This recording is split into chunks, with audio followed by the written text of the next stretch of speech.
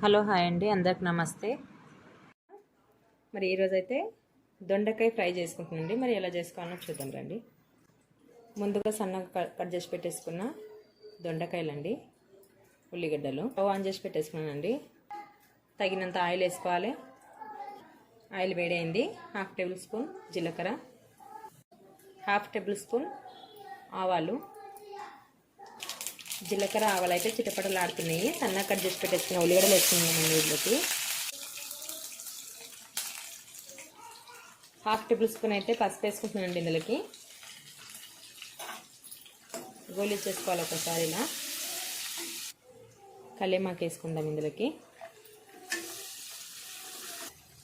సన్నగా కట్ చేసి పెట్టేసుకున్న దొండకాయ ముక్కలు అండి. నేనైతే పొడుగు కట్ చేసుకున్నాను, మీరు రౌండ్గా అయినా కట్ చేసుకోవచ్చు. స్టవ్ అనేది హైలో పెట్టేసుకొని కలిపేసుకోవాలండి ఒకసారి. ఇలా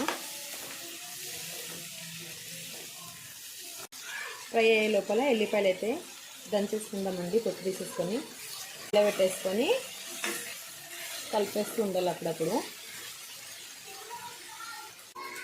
ఎల్లిపాయల పేస్ట్ అండి దంచేసుకున్నాను ఇప్పుడే. నేనైతే ఎల్లిపాయలు దంచేసేస్తాను. మీకు ఇష్టం అంటే అల్లం వెల్లిగడ్డ పేస్ట్ అనేది వేసుకోవచ్చు అండి. ఒక 1/2 కప్ వరకు పచ్చి పల్లీలు అయితే తీసుకుని నేనైతే ఇందులోకి వేసుకోవాలి. కలిపేసుకోవాలండి ఇంకొకసారి బాగా. అయిపోయిందండి ఫ్రై అయితే ఆల్మోస్ట్ అయిపోయింది. స్టవ్ మంట అనేది కొంచెం చిన్నగా పెట్టేసుకోవాలి.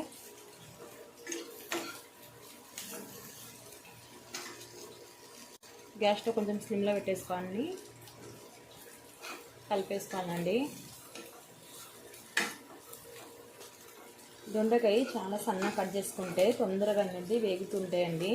దొడ్డు కట్ చేస్తే కొంచెం టైం పడుతుంది వేగడానికి. అయితే ఫ్రై అయితే అయిపోయిందండి. గ్యాస్ స్టవ్ స్లిమ్లోనే పెట్టేసుకోవాలి. రుచికి తగినంత కారం వేసుకోవాలండి మనం తినేదాన్ని బట్టి.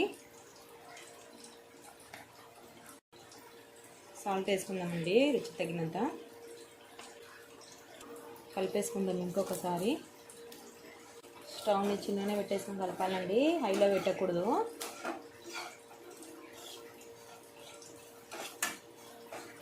చూడండి ఫ్రై అయితే రెడీ అయిపోయింది. స్టవ్ బంద్ చేసేసుకుందాం ఇప్పుడు. బాగా రోస్ట్ అవుతుంటుంది ఇందులో ఉంచితే ఇట్లనే. స్టవ్ బంద్ చేసేసుకున్నాక వేడిగా అయితే మూత పెట్టేసుకోకూడదు. చూడండి ఫ్రై అయితే రెడీ అయిపోయింది. స్టవ్ అనేది బంద్ చేసేసుకొని ఒక 5 నిమిషాల పాటు కడాయిలోనే ఉంచేసుకోవాలండి, తీయకూడదు. మూత గిట్టంగా పెట్టకూడదు. మూత పెడితే గిట్టంగా నీళ్ళంతా ఆ వేడికి నీళ్ళంతా లోపల పడి మొత్తం ఇది ఫ్రై అనేది మెత్తగడుతుందండి. ఈ కడాయిలను చల్లార్చుకుంటే మంచి రోస్ట్ అవుతుంటుంది ఫ్రై అయితే. అంతేనండి, ఎంతో రుచికరమైన దొండకాయ ఫ్రై అయితే రెడీ అండి.